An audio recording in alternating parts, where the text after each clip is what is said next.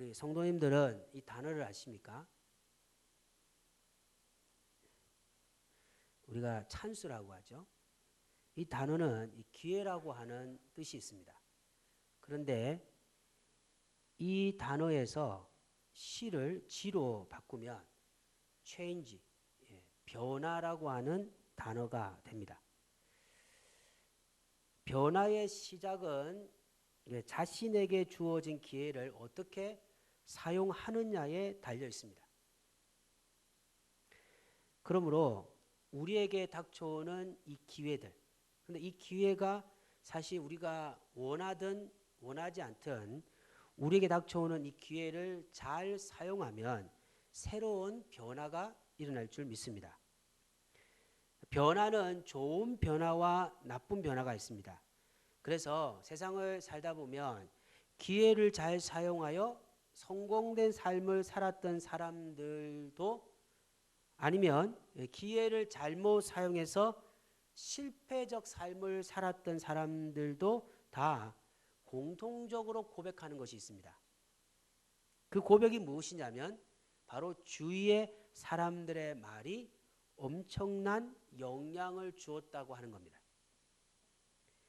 여러분, 평상시는 지식 전달의 방법으로 사용하는 이 말이 어떤 상황에서는 어떤 사람에게는 가장 강력한 영향을 주는 힘이 된다는 것을 기억하시기 바랍니다. 예수만교회 모든 성도님들은 항상 하나님이 주시는 이 말의 힘을 통해서 사람을 세우고 용기를 주는 은혜가 있기를 예수님 이름으로 간절히 소망합니다. 그래서 본문을 통해서 오늘 우리는 말의 특징과 능력을 통해서 우리 자신의 언어, 우리가 지금 사용하는 말의 습관, 그리고 하나님 앞에 우리의 말의 어떤 행위가 어떤 평가를 받고 있는지에 대해서 깊이 생각하는 시간을 갖기 바랍니다. 야고보서는 성경 전체에서 믿음과 행함에 대해서 가장 중요한 가르침을 전하는 성경입니다. 야고보서는 다양한 주제를 가지고 있는데 3장은 이 말에 대한 주제를 삼고 믿는 자가 어떻게 살아가야 할 것인가, 특별히 어떻게 언어 사용을 해야 하는가에 대해서 가르쳐 주고 있습니다. 일반적으로 야고보서의 저자는 야고보라고 합니다. 야고보는 어떤 사람이냐면 예수님의 형제이고 예루살렘의 지도자로 사역했던 사람입니다. 그런데 야고보는 지금 야고보서를 통해서 흩어져 있는 디아스포라, 유대인들, 핍박 속에서 예루살렘에서 살아가기 힘들기 때문에 전 지역으로 퍼진 디아스포라 유대인들에게 그리스도인의 삶이 어떤 삶인가를 전하고 싶은 마음으로 적은 편지가 바로 야고보서입니다. 신학적 관점에 살펴볼 때 여러분 잘 아시겠지만 야고보서가 말하고 있는 핵심은 행함입니다. 행함. 왜 여러분 야고보서는 행함을 강조하고 있을까요? 그 당시에 믿음을 강조했던 영적 분위기가 예루살렘에 퍼져 있었다는 거죠. 여러분, 우리가 신앙생활 하면서 믿음을 강조하는 것이 틀린 겁니까? 맞는 얘기입니까? 고개만 끄덕하십시오. 말하지 마시고. 여러분, 우리가 믿음을 이야기하는 것은 당연한 것이죠. 제가 지금 설교하는 때 80%는 다 믿음을 가지라고 말씀드립니다. 그런데 이 예루살렘의 지도자인 야고보가 살펴보니까 믿음을 너무 강조하다 보니까 행함이 상실되는 현상들이 나타난다는 거죠. 교회라고 하는 이 울타리 속에서는 하나님을 믿는 믿음의 삶을 살아가는데 이 공간을 딱 떠난 후에는 자신이 믿고 있는 하나님을 경외하고 사랑하는 모습을 찾기가 힘든 것을 영적 지도자가 발견한 겁니다. 그래서 야고보는 믿음이라는 것을 딱 두 가지로 구별해서 설명하는데, 하나는 지식적 믿음. 여러분, 우리는 하나님을 지식적으로 믿어야 합니다. 하나님의 속성, 하나님의 사랑, 하나님의 가르침, 하나님이 원하시는 뜻, 하나님의 분노, 하나님의 심판, 하나님의 구속의 역사, 이런 것들에 대한 지식이 없으면 하나님을 믿을 수가 없습니다. 그런데 그 지식적 믿음에서 끝나버리면 그 믿음은 반쪽 믿음이라는 거죠. 그러면 진짜 믿음은 뭐냐? 지식적 믿음과 그 지식을 삶에 적용하는 삶의 믿음이 있어야 된다는 거죠. 그런데 예루살렘 교회의 성도들을 볼 때 지식적 믿음은 엄청나게 큰데 삶에서 그리스도인으로서의 살아가는 삶을 살지 못하고 있다는 겁니다. 그래서 야고보는 흩어져 있는 유대인들에게 진정한 믿음은 믿는 것과 그 믿는 것을 생활 속에 실천하는 삶을 살아야 한다. 결단코 내가 알고 있는 하나님과 내가 믿고 행하는 하나님이 구별되면 그 믿음은 반쪽짜리 믿음이라고 가르쳐주고 있는 겁니다. 그 중에서 여러분 그리스도의 생활이 많잖아요. 뭐 여러 가지 시간부터 시간, 뭐 물질의 어떤 물질을 어떻게 사용하는지 아니면 뭐 또 여러 가지 어떤 일들에 대해서 이야기하고 계시는데 그 중에서 오늘 3장에서는 혀의 능력에 대해서 이야기한 겁니다. 혀. 이때 혀라고 하는 것은 말을 의미하죠. 말. 그래서 우리가 여러분들 오늘 본문을 통해서 우리가 너무 쉽게 사용하고 있는 이 혀, 이 말에 어떤 힘이 있고 또 하나님이 우리에게 원하시는 뜻이 무엇인가를 살펴보겠습니다. 첫 번째, 혀는 능력이 있다라고 합니다. 혀는 뭐가 있다고요? 능력이 있다고 말합니다. 자, 8절 읽어보겠습니다. 시작. 사람이 없나니 쉬지 아니하는 악이요 죽이는 독이 가득한지는. 야고보는 말을 혀라고 고백합니다. 혀. 일반적으로 말은 정보 전달의 도구입니다. 그래서 여러분 만약에 제가 여러분들 그 우간다 출신의 목사라면 여러분 이해하시겠습니까? 지금 제가 말하는 걸? 뽑지도 않겠죠? 제가 지금 한국말을 하니까 여러분이 아무런 불편 없이 지금 듣고 있잖아요. 일반적으로 이 말은 정보 전달의 도구입니다. 그런데 야고보는 혀라고 하는 것은 정보 전달의 도구에서 뛰어넘는 강력한 힘을 가지고 있다라고 합니다. 여러분 우리가 아무 생각 없이 했던 말 한마디가 어떤 사람에게는 생명과 죽음을 선택하는 힘을 발휘한다는 겁니다. 8절에 보시면 혀를 악 그리고 독이라고 설명합니다. 악, 독. 근데 우리는 너무 쉽게 사용하고 있죠. 왜냐하면 혀가 악이 될 수 있고 독이 될 수 있다는 사실을 잊어버리는 겁니다. 하지만 말을 듣고 있는 상대방은 잊지 않고 가슴에 말을 새긴다는 겁니다. 그러니까 자신은 아무 문제 없는 것으로 생각하는데 어느 순간에 상대방과의 관계가 멀어지고 상대방 관계가 끊어지는 일들은 그 마음속에 새긴 말이 사람들의 관계를 파괴시킨다는 겁니다. 사진 한번 보겠습니다. 여러분 지금 이 느낌이 지금 가슴에 오십니까? 말이라는 그 주제를 가지고 이 그림을 딱 보니까 아파트로 보이지 않으시죠? 여러분 어떤 사람이 가진 견고한 감정과 견고한 정서적인 안정을 가졌는데 여러분이 쉽게 아무 생각 없이 말했던 툭 던졌던 그 말이 아파트가 완전히 허물어지는 것처럼 어떤 사람의 감정과 삶을 파괴시켜 버린다는 거죠. 무서운 것이 말이라는 겁니다. 말. 그래서 저도 설교할 때 설교 문장을 멋있게 하거나 어떤 유창한 언어를 사용하는 것보다 말을 통해서 나타나는 이 악과 독을 제거하려고 하는 거죠. 목사이니까 안에 안타까움이 왜 없겠습니까? 성도를 보면서 조금만 이렇게 하면 하나님이 더 축복하실 것인데 조금만 더 하나님의 자리에 나오면 좋을 것인데라고 하는 생각을 가지지만, 그러나 이것이 어떤 분들에게는 악이 될 수 있고 독이 될 수 있기 때문에 언어적인 상황을 잘 순환해서 이야기하려고 하죠. 사랑하는 가족 여러분들, 영적 교훈은 혀의 능력이 있음을 이야기하는 겁니다. 혀는 말하는 사람이나 듣는 사람들의 삶을 파괴한다는 거죠. 여러분 보십시오. 한번 제가 말하는 거 한번 들으면 어떤 느낌이 드는지 한번 생각해 보세요. 슬픔, 눈을 한번 감아 보세요. 슬픔, 절망, 고통, 짜증, 불만, 포기. 그 다음에 소리 한번 들어보세요. 희망, 소망, 사랑, 위로, 격려. 눈 뜨시기 바랍니다.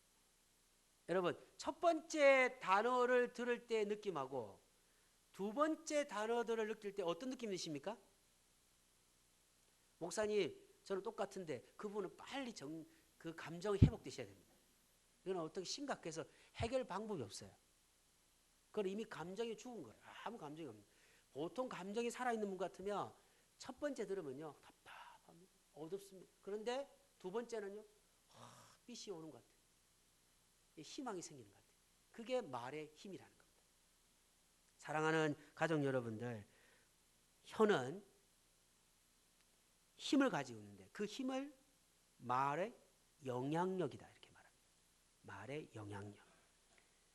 야고보는 3장에 이 혀가 어떤 능력이 있는지를 우리가 읽었던 8절 전에부터 비유로 설명하고 있는데 한번 찾아보겠습니다. 첫 번째는 혀는 지극히 작은 키입니다. 4절 읽어보겠습니다. 시작.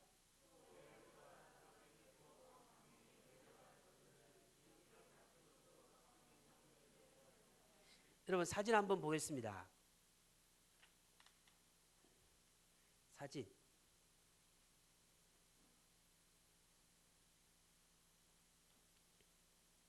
자, 여러분들 그 작은 키가 여러분들 바로 그 지금 보이는 사진이거든요. 배의 키, 여러분. 배를 움직이는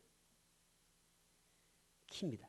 근데 여러분 여기서 야고보가 말하고 싶은 게 뭐냐면 이 키는요, 배의 크기하고는 도저히 비교할 수 없다는 겁니다. 그런데 배는 이 작은 키를 통해 움직인다는 거죠. 혀의 힘은 나 자신의 삶도 마찬가지지만 내 주위의 사람들의 삶도 이끌 수 있는 가장 강력한 힘을 갖고 된다는 거죠. 그래서 여러분 생활 속에서 힘드실 때 아우 짜증나, 아우 힘들어, 아우 너 못 살겠어 계속 이야기를 하면요, 여러분의 영혼과 여러분 삶의 의지가 꺾여버리는 겁니다. 그런데 아니야, 힘들어도 할 수 있어, 해보자. 하나님 우리 사랑하시는데, 하나님은 한 번도 나를 버릴 적이 없는데 지금도 하나님 나를 사랑하시고 있어, 나의 손을 붙잡고 있는 거야, 나는 할 수 있어, 해보자라고 끝없이 여러분의 영혼과 여러분의 의지에 계속적으로 희망을 넣으면 영혼이 살아나고 여러분 삶의 의지가 생긴다는 것이죠. 그런데 빨리 도피하고 싶어, 못 견디겠어, 힘들어, 어려워, 죽겠어 이렇게 해버리면 영혼도 죽어야 하는가? 죽는 게 정답인가? 이렇게 돼버리는 겁니다. 그런데 이것이 여러분들 여러분의 영혼에게도 영향을 주지만 여러분의 언어를 듣고 있는 가장 가까운 사람들도 아픔을 주는 겁니다. 어떤 사람들의 조사를 보니까요, 가장 혀의 영향을 받는 사람이 누군가? 가장 사랑해야 될 대상이다 이렇게 말합니다.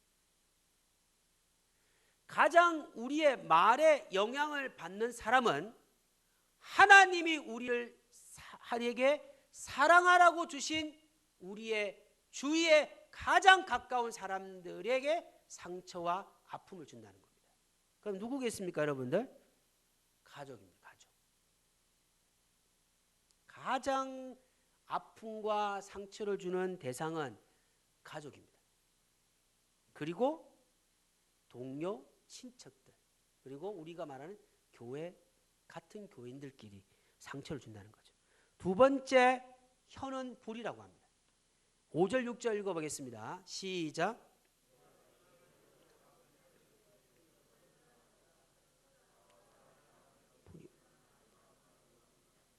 혀는 곧 불이요 불의의 세계라. 혀는 우리 지체 중에 온몸을 더럽히고 삶의 수레바퀴를 불사르나니 그 사라는 것이 지옥불에서 나누니라. 야고보는 상당히 강한 어조로 혀가 가지고 있는 위험성을 얘기하고 있는데요. 5절 6절에 보면요. 혀가 도대체 뭔가? 여러분 말이 도대체 뭔가? 세 가지 얘기하는데요.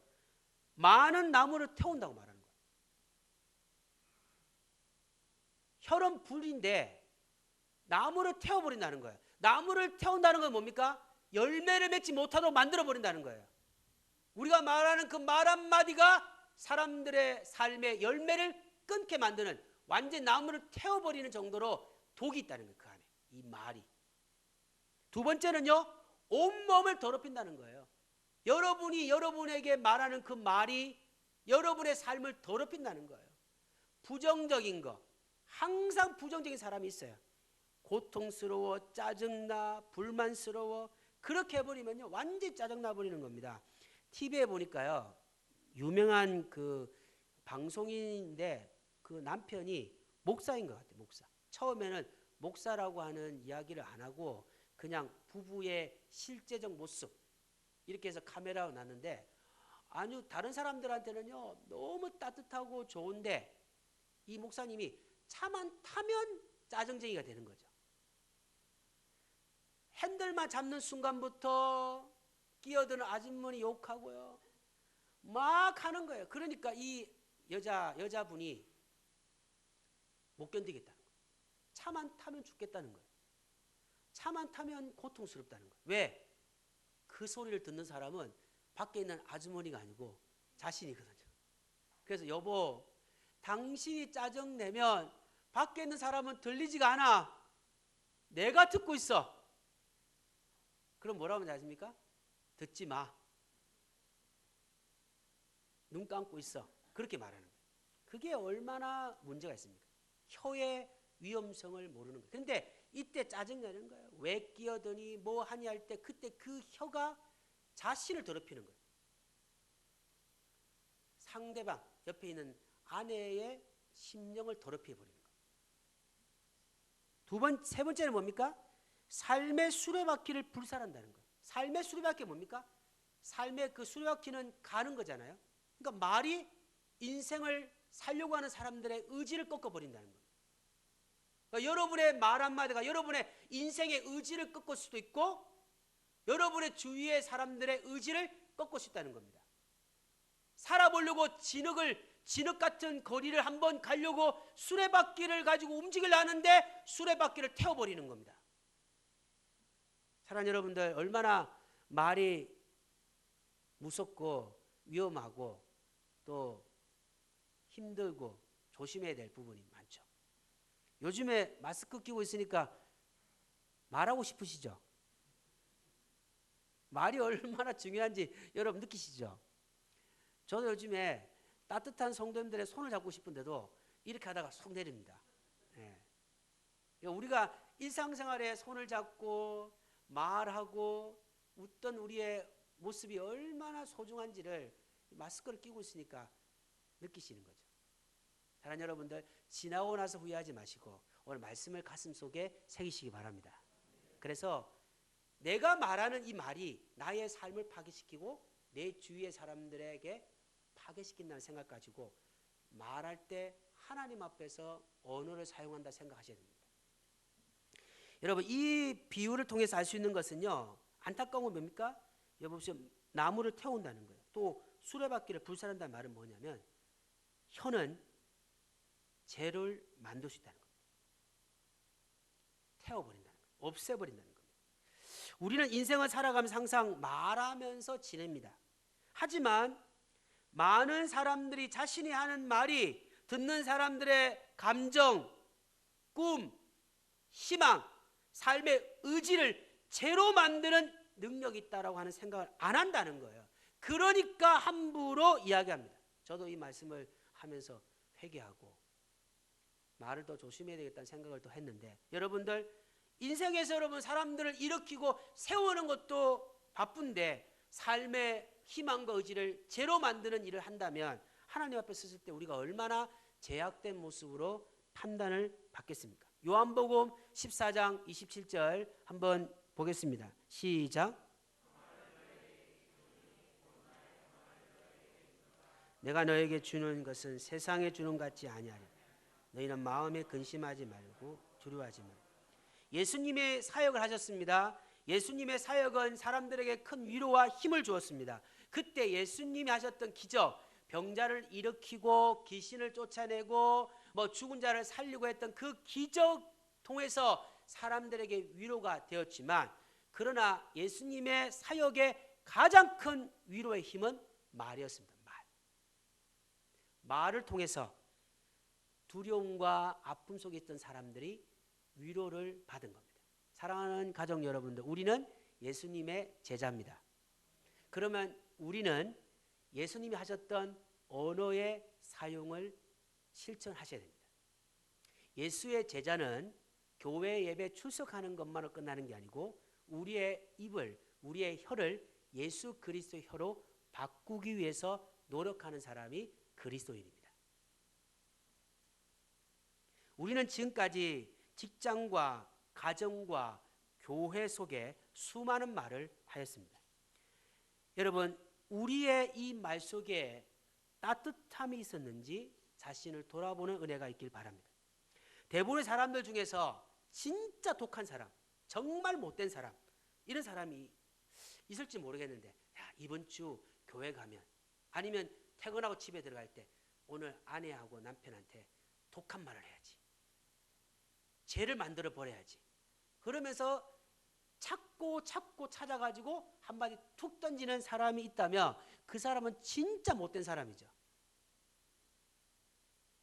자신이 그런 분들은 고개를 한번 까딱이 해보세요. 왼쪽 오른쪽 한번. 저만 볼 테니까. 그런 분 없으시죠? 우리 교회 분들은 그런 분 없을 거예요. 그렇게 독하고 못되면 안 되죠, 여러분들. 집에 들어가면서 사랑해야 될 아내, 사랑하는 남편, 사랑하는 대상 자녀에게 오늘 독한 말을 해야지, 삶을 무너뜨려야지, 이렇게 하는 사람이 어디 있습니까? 진짜 나쁜 사람이죠. 그런데 여러분들, 우리가 사람들에게 상처 주는 게 어떠냐면 생각 없이 말할 때입니다. 생각 없이 말할 때 상대방의 삶을 태워버리는 불이 되어버리는 겁니다. 그런데 문제는 뭐냐면 그냥 나는 별 생각 없이 했다라고 말하는데 하나님은 그렇게 평가하지 않으십니다. 하나님 앞에 자신을 돌아보면서 지금까지 가족, 동료, 교인들에게 했던 말 중에 얼마나 상처를 주었는지 회개하는 시간이 되시기 바랍니다. 언젠가는 하나님 앞에 섰을 때 우리가 살아왔던 삶을 평가받을 것인데 너는 어떻게 살았니라고 말씀을 하시겠지만, 하나님은 또 질문을 던질 때 너는 어떠한 언어 사용을 했는지를 하나님 우리에게 질문하실 겁니다. 하나님, 저는 마음대로 말했습니다. 걸당코 그렇게 하시면 안 돼요. 하나님, 저는 하나님 앞에서 언어 사용을 위해 노력했습니다라는 그런 고백을 하시기를 간절히 소망합니다. 10절 12절 읽어보겠습니다. 시작. 찬송과 저주가 나오노다. 내 형제들아, 이것이 마땅하지 아니야. 삶이 한 구멍으로 어찌 단물과 12절 쓴물을 내겠느냐. 내 형제라, 어찌 무화과 나무라 감람나무를 포도나무가 무화과를 맺겠느냐. 이와 같이 짠물이 단물을 내지 못하느니라. 예수님을 우리가 입으로 시인하고 영접한 후에 반드시 우리는 해야 될 일이 무엇이냐면 한 길을 선택해야 됩니다. 그 길은 뭐냐면 말을 아름답게 사용하는 능력을 갖는 것입니다. 사람들은 말할 수 있는 고난이 있습니다. 여러분, 우리가 이 대한민국을 살아가면서 하고 싶은 이야기를 하는 것은 고난이죠. 특권이죠. 그러나 예수를 믿는 사람들은 이 혀의 능력을 자신 마음껏 사용하는 사람이 아니고 하나님을 기억하면서 하나님께 영광 돌리기 위해서 말하기 위해서 책임과 의무를 가진 사람이 그리스도인입니다. 믿는 사람은 여러분 결단코 한 입에서 찬송과 저주를 할 수 없는 사람입니다. 그리스도인은 샘의 구멍에서 단물과 쓴물을 낼 수 없듯이 불평과 불만과 감사를 동시에 낼 수 있는 사람이 아니라는 거죠. 그리스도의 사람은 포도나무와 무화과 나무 열매를 바꾸어 열매를 맺을 수 없던 것처럼 우리 입에서 예배 시간에는 찬양을 부르고 밖에만 나가면 짜증과 불평과 저주와 원망과 한탄과 그런 얘기를 하는 사람이 아니라는 거죠. 그리스도인은 예배 시간에 하나님께 감사했던 것처럼 일상생활 속에서도 감사와 찬양과 영광과 하나님께 높임과 사람에게 위로와 따뜻함과 그리고 사람들에게 격려의 말을 하는 사람이 그리스도인임을 믿으시기를 간절히 소망합니다. 그러므로 야고보는 디아스포라 유대인들에게 혀를 잘 사용하도록 싸워야 한다라고 하는 것이죠. 단순히 혀를 잘 사용하는 것은 마음가짐이 아닙니다. 오늘 여러분 아무리 여러분 마음에 다짐해 보십시오. 나는 이제 집에 가서 언어를 잘 사용해야지. 직장 동료 여러분 아무리 다짐해봐야 또 실패할 수밖에 없는 게 우리 인생이거든요. 그래서 혀의 잘 사용은 싸움이다, 전쟁이라고 생각하셔야 됩니다. 전쟁. 왜냐하면 마귀는 어떻게 하든지 우리 혀를 통해서 우리의 영혼을 파괴시키고 그리고 상대방에게 파괴의 영을 힘을 주려고 노력하도록 계속 우리에게 상황을 불평하도록 만드는 상황을 줄 때도 나사렛 예수 그리스도 이름으로 여러분이 혀를 아름답게 사용할 때 주님이 그 혀를 통해서 영혼을 살리는 역사를 허락할 줄 믿습니다. 말씀을 정리하겠습니다. 우리 항상 말을 사용하면서 살아갑니다. 진정으로 하나님의 사람인지 아닌지를 확인할 수 있는 것은 현재 나의 혀가 어떻게 사용되어 가고 있는지를 보면 내가 하나님의 사람인지 아니면 그냥 종교인인지를 확인할 수 있습니다. 야고보를 믿는 우리에게 믿는 자의 삶이 무엇인지를 강하게 가르쳐주고 있는데 믿는 사람은 하나님이 주신 이 말의 능력을 사람을 세우는데 사용하도록 우리에게 주신 권한임을 인정하는 사람이 바로 믿는 자라는 겁니다. 정말 여러분 주의 한번 보십시오. 지금 삶에 힘든 사람들에게 위로하시기 바랍니다. 그리고 격려해 주시기 바랍니다. 사랑해 주시기 바랍니다. 여러분 우리는 그러면 어떻게 해야 될까요? 오늘 세 가지 구절을 짧게 살펴보고 여러분의 앞에 기도 제목을 던지고 예배를 마치겠습니다. 시편 35편 28절 시작.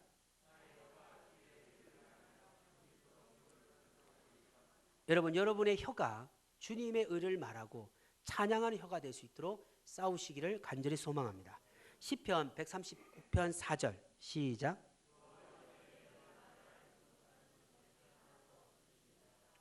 여러분 우리는 그냥 말 한마디 하면요 그거 있잖아요. 물잔에서 물이 흐르면 그냥 사라져버리는 것처럼 사라지지만 하나님은 우리가 말하는 말 한마디를 잊지 않으신다라고 하는 기억을 하셔야 된다는 거죠.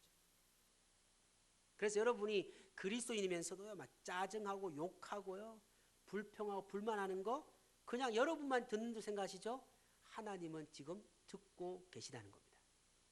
그러므로 일주일 동안에 감사하시기 바랍니다. 아침에 눈 뜨면 감사합니다 주님, 살아있는 걸 감사합니다. 직장을 주시면 감사합니다. 일터를 주시면 감사합니다. 가정에 들어가면요 복잡합니다. 가정이 해결될 많은 문제가 있어요. 그래도 감사합니다. 가정을 주시면 감사합니다. 가족을 주시면 감사합니다. 교회도 마찬가지. 여러분 감사가 넘치시기 바랍니다. 하나님은 기억하십니다. 마지막입니다. 이사야 50장 4절 시작. 나를 곤핍한 자로 말로 어떻게 도와줄 줄을 알게 하시고 아침마다 깨우시되 나의 길을 깨우치사 학자같이 알아듣게 하시오. 여러분 학자의 혀를 달라고 기도하시는 학자가 뭐냐면 여기 보면요 여기 보면 4절 보니까 공고한 자를 말로 어떻게 도와줄 줄을 알게 하시고 공고한 자가 뭡니까? 여러분 슬픔에 빠진 자, 낙심에 빠진 자. 여러분 그 사람이 여러분의 가족이 될 수 있고 우리 교인이 될 수 있고요. 우리 주의 친구가 될 수 있고 동료가 될 수 있을 때 그들을 일으키고 그들을 세우는 학자의 혀를 달라고 기도하셔야 됩니다.